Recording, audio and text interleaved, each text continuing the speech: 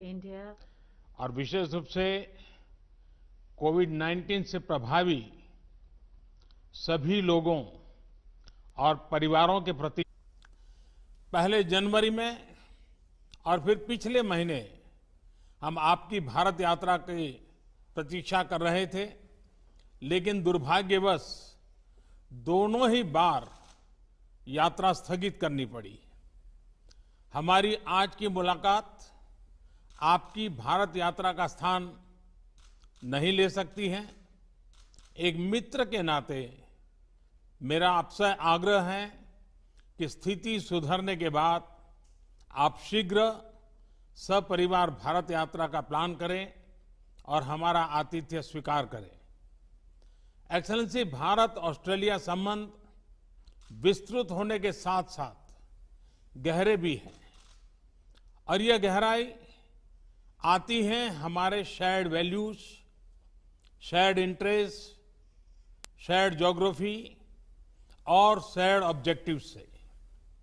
पिछले कुछ वर्षों में हमारे सहयोग और तालमेल में अच्छी गति आई है। ये सौभाग्य की बात है कि हमारे संबंधों की बागडोर का एक छोर आप जैसे सशक्त और विजनरी लीडर के हाथ में है। मेरा मानना है कि भारत और ऑस्ट्रेलिया के संबंधों को और सशक्त करने के लिए ये परफेक्ट समय है, परफेक्ट मौका है। अपनी दोस्ती को और मजबूत बनाने के लिए हमारे पास असीम संभावनाएं हैं। ये संभावनाएं अपने साथ चैलेंजेस भी लाती हैं। चैलेंजेस की किस तरह इस पोटेंशियल को वास्तविकता में ट्रांसलेट किया जाए ताकि दोनों देशों के नागरिकों, बिजनेसेस, एकेडमिक्स, रिसर्चर्स इत्यादि के बीच लिंक्स हो और जो और मजबूत बने। कैसे हमारे संबंध अपने क्षेत्र के लिए और विश्व के लिए एक फैक्टर ऑफ स्टेबिलिटी बने, कैसे हम मिलकर ग्लोबल गुड के लिए कार्य करें, इन सभी पहलुओं पर विचार की आवश्यकता है। एक्सेलेंसी, समकालीन विश्व में देशों की एक दूसरे से अपेक्षाएं और हमारे नागरिकों की हमसे अपेक्षाएं बढ़ गई हैं। डेमोक्रेटिक वैल्यूज को शेयर करने के नाते हम दोनों देशों का कर्तव्य है कि इन अपेक्षाओं पर हम खरे उतरें और इसलिए वैश्विक कल्याण के मूल्य जैसे लोकतंत्र, rule of law, freedom, mutual respect, international institutions का सम्मान और पारदर्शिता आदि को अपहोल्ड करना और प्रोटेक्ट करना हमारी सैक्रेड रिस्पॉन्सिबिलिटी है। यह एक प्रकार से भविष्य के लिए हमारी धरोहर है। आज जब अलग अलग प्रकार से इन वैल्यूज को चैलेंज किया जा रहा है, तो हम आपसी संबंधों को मजबूत करके इन्हें सशक्त कर सकते हैं। एक्सेलेंसी, भारत ऑस्ट्रेलिया के साथ अपने संबंधों को व्यापक तौर पर और तेज गति से बढ़ाने के लिए प्रतिबद्ध है। यह न सिर्फ हमारे दोनों देशों के लिए महत्वपूर्ण है, बल्कि इंडो पैसिफिक क्षेत्र और विश्व के लिए भी आवश्यक है। मुझे प्रसन्नता है कि हमारे विभिन्न इंस्टीट्यूशनल डायलॉग्स हमारे संबंधों को और सब्सटेंस प्रदान कर रहे हैं।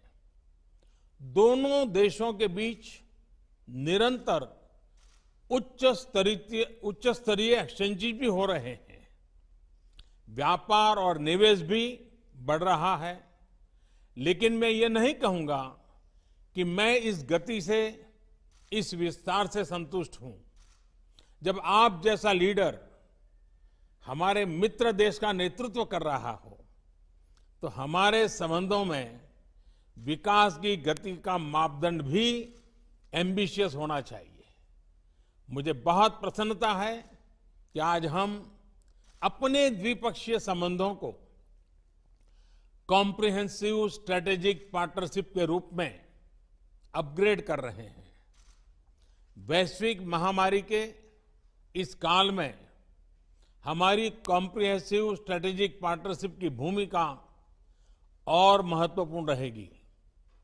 विश्व को इस महामारी के आर्थिक और सामाजिक दुष्प्रभावों से जल्दी निकालने के लिए एक कोऑर्डिनेटेड और कोलैबोरेटिव अप्रोच की आवश्यकता है। हमारी सरकार ने इस क्राइसिस को एक अपॉर्चुनिटी की तरह देखने का निर्णय लिया है। भारत में लगभग सभी क्षेत्रों में व्यापक रिफॉर्म्स की प्रक्रिया शुरू की जा चुकी है। बहुत जल्द ही ग्राउंड लेवल पर इसके परिणाम देखने को मिलेंगे। इस कठिन समय में आपने ऑस्ट्रेलिया में भारतीय समुदाय का और खास तौर पर भारतीय छात्रों का, हमारे स्टूडेंट्स का जिस तरह ध्यान रखा है, उसके लिए मैं विशेष रूप से आपका आभारी हूं। एक्सेलेंसी, मैं इस वर्चुअल समिट के माध्यम से आपसे बात करने के लिए, इस अवसर के लिए मैं फिर से एक बार आभार व्यक्त करता हूं। अब मैं चाहूंगा आपका रिमार्क सुनने के लिए मैं भी उत्सुक हूं। मैं आपको निमंत्रित करता हूं अपनी बात बताने के लिए। Well, thank you, Your Excellency. Namaste. It is tremendous to be able to join with you again, as we have done on quite a number of occasions, but for the first time to do this in this format. And it doesn't surprise me that this is how we would continue to seek to meet in these circumstances, when you were the one who started the hologram, when you were campaigning many years ago. And so if maybe the next time we can have a hologram of Your Excellency here in Australia, and likewise we could have President Jokowi as well, because he similarly used that technology. And with a country as vast as yours, you have always been a pioneer in the area of technology for India, and today is another good example of that. Your Excellency, can I thank you for your leadership, not just within India, but more broadly throughout the G20, the Indo-Pacific, and the stabilising and constructive and very positive role that you have played in these very difficult times. Together with our friends such as Prime Minister Abe, this has been so important in our region, and to provide that steadying and stabilising and wise influence during what is an incredibly difficult time for all of our countries, and we wrestle with those challenges each and every day. Can I also convey our deepest condolences to all of those impacted by Tropical Cyclone Amphan? This is, together with all of the other difficult issues that are being faced, our condolences are with you for that terrible event, and of course the industrial accident at Vizag. These are issues that are unrelated, obviously, to the COVID-19 challenges, but they still come and they still test us, and once again you've proved more than the measure of those tests. Our relationship is exactly as you've said. It is a very, very comfortable relationship. It is a very natural relationship, so much in common, so much shared, if not in language always, certainly in the things that matter and the values that we hold. And we both seek to champion those values together in our region, and independently as very proud sovereign nations and very vibrant liberal democracies as well. And I think we hold that flag up very proudly, each of us. But when those flags come together in the way they have now, and have for some time, we're only full of ambition, as you said, for what can be achieved in our relationship. And between us, I have no doubt, and with our excellent foreign ministers and trade ministers and others, defence ministers and others, we can achieve a lot in the years to come. In the Indo-Pacific, we are committed to an open, inclusive, prosperous Indo-Pacific. And India's role in that region, our region, will be critical in the years ahead. The cultural links that we enjoy between our countries are well known. And what, though I am even more excited about, Your Excellency, is that it's time for our relationship to go broader and to go deeper. And the things we are speaking of today, I greatly regret that we could not do them in person on not just one but two occasions. And I thank you very much for the invitation to join, for Jenny and I, to join you in the future. I know she's very much looking forward to it. And so we thank you. She'll be pleased when I tell her tonight, when I get on the phone, that Narendra has invited us again, and she'll be very pleased about that. So we'll look forward to doing that when we can all travel. But I suspect there'll be perhaps some other opportunities where we'll meet. I understand perhaps at the G7 with that going ahead later in the year, and other events as we draw to the close of the year. Today, science and technology, a new special grant round between our two countries for a program that is really joining our scientists together. This is exciting. A joint declaration on a shared vision for maritime cooperation in the Indo-Pacific. We share an ocean, and we share responsibilities for that ocean as well. Its health, its well-being, its security, and the relationship we're forming around those issues in our maritime domain, I think, is the platform for so many other things between our countries. The mutual logistics support arrangement and a defence science and technology implementing arrangement. These are the substantial things that good friends develop together that provide the opportunity for the many other commercial opportunities that come our way. In a time like this, we want to deal very much with friends and trusted partners, and this is a partnership which has stood the test time and again, and is during the course of this current crisis. We share a vision for open, free, rules-based multilateral systems in our region, whether that's in the health area or it's in trade or in other places. We engage in those as confident but sovereign nations, advancing, of course, our own interests and mindful of our own domestic challenges. And I think you've navigated that path incredibly well, and we thank you for the way you continue to engage in those fora in such an open and honest and transparent way. The trade and investment flows between our country are not where you or I would both like them to be, but they are growing, and they can grow a lot faster. But I think the comprehensive strategic partnership that we are forming today, going to a whole new level of relationship, will continue to build the trust, because we want commercial and trading relationships that are built on trust.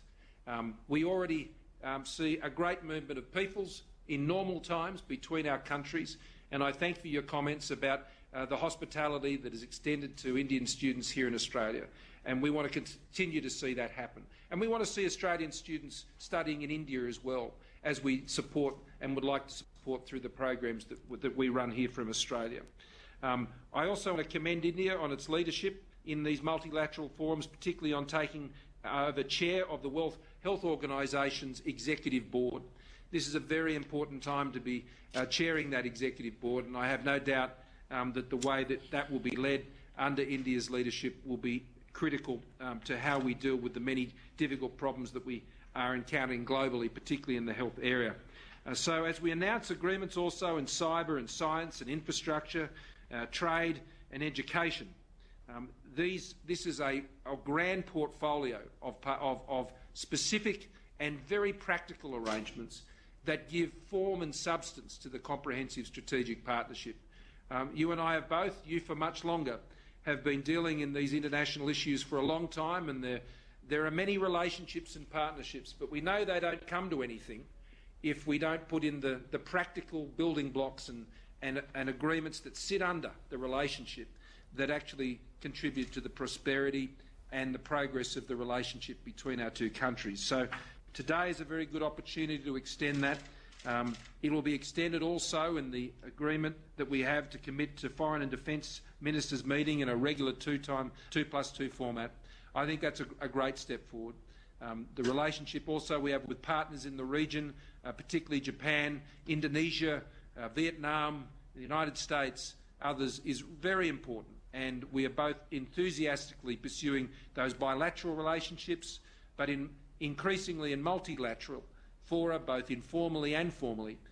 That is providing, I think, a basis of stability in our region which we can all share in and we can drive the prosperity from. So I look forward to this first Australia-India Leaders Virtual Summit today. I wish I could be there for what has become the famous Modi hug, and while not, and be able to share my samosas, which I thank you for. We had a bit of fun with that on the weekend. So next time it'll have to be the Gujarati kishti, which I know is a keen favourite of yours, and you've mentioned to me before. So I'll try that out in the kitchen before next time we meet in person. Thank you, media. Thank you.